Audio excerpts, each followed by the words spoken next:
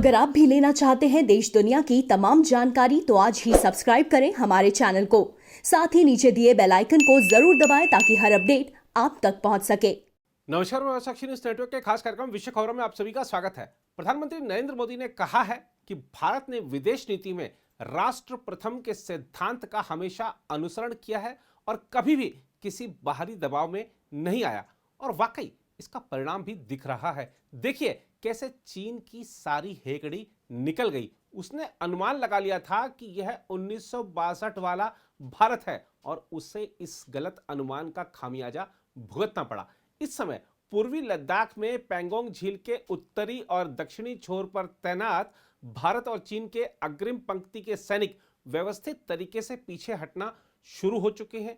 इसी के साथ ही पूरी दुनिया में भारत की बहादुरी, भारत के दमखम और चीन से सीधी टक्कर लेने की क्षमता की तारीफ हो रही है। पूरी दुनिया में भारत ही ऐसा देश है जो कि चीन को अच्छी तरह यह समझाने में कामयाब रहा है कि ईंट का जवाब पत्थर से देने में जरा भी संकोच और जरा भी विलंब नहीं किया जाएगा। इसके अलावा कनाडा को देखिए। हमेशा भारत विरोधी अभियानों को हवा देने वाले कनाडा के प्रधानमंत्री जस्टिन ट्रूडो को अपने रुख में नरमी लानी पड़ी है, क्योंकि उन्हें कोरोना वैक्सीन की जरूरत है।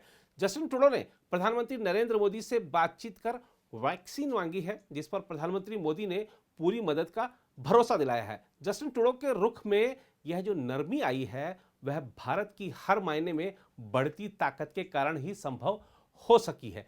एक तो जस्टिन ट्रूडो के अभियानों को भारत सरकार ने ज्यादा महत्व नहीं दिया, बस उनके दोहरे रवैये को उजागर किया। दूसरा, जस्टिन ट्रूडो ने जब यह देखा कि संयुक्त राष्ट्र से लेकर अमेरिका तक और दुनिया के छोटे से लेकर बड़ा देश तक भारत में बनी कामयाब वैक्सीनों की सराहना कर रहा है, तो हम भी उसका लाभ ले लें।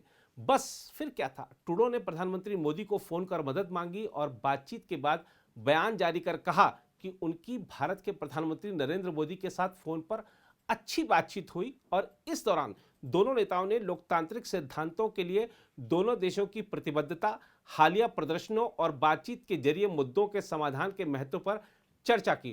ट्रूडो ने कहा कि अगर विश्व कोविड-19 के खिलाफ लड़ाई में जीत हासिल करता है तो उसमें भारत की अभूतपूर्व औषधीय क्षमता का महत्वपूर्ण योगदान होगा।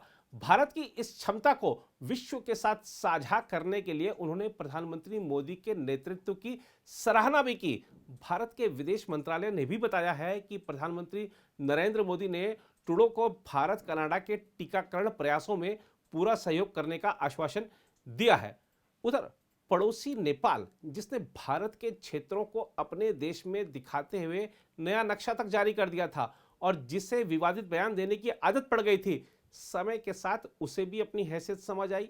नेपाल के प्रधानमंत्री केपी शर्मा ओली ने भारत की निरंतर उदारता को ध्यान में रखते हुए आखिरकार अपना रुख बदला। तो आपने देखा कि कैसे तुनक मिजाजों के तेवर भारत के संदर्भ में ढीले हो रहे हैं।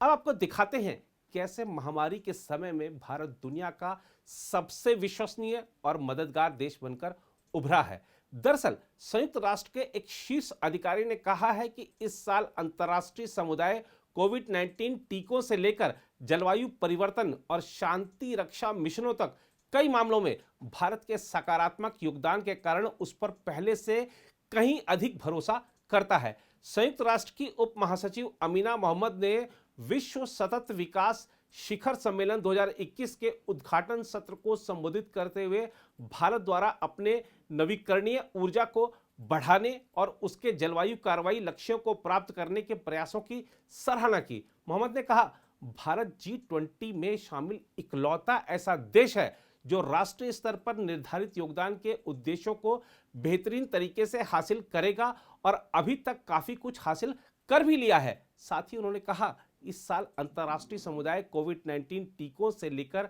जलवायु परिवर्तन और शांति रक्षा मिशनों तक कई मामलों में भारत के सकारात्मक योगदान के कारण उस पर पहले से कहीं अधिक भरोसा करता है। यही नहीं, कोरोना वैक्सीनेशन की बात करें तो दुनिया में सबसे तेज वैक्सीनेशन भारत में ही हो रहा है और अब तक 70 लाख से ज्यादा लोगों को यह वैक्सीन लगाई जा चुकी है। खुद WHO ने ये बात स्वीकारते हुए भारत सरकार की सराहना की है। Bringing that diligence, discipline and vigor into the response to a vaccination campaign. So that's another area of response.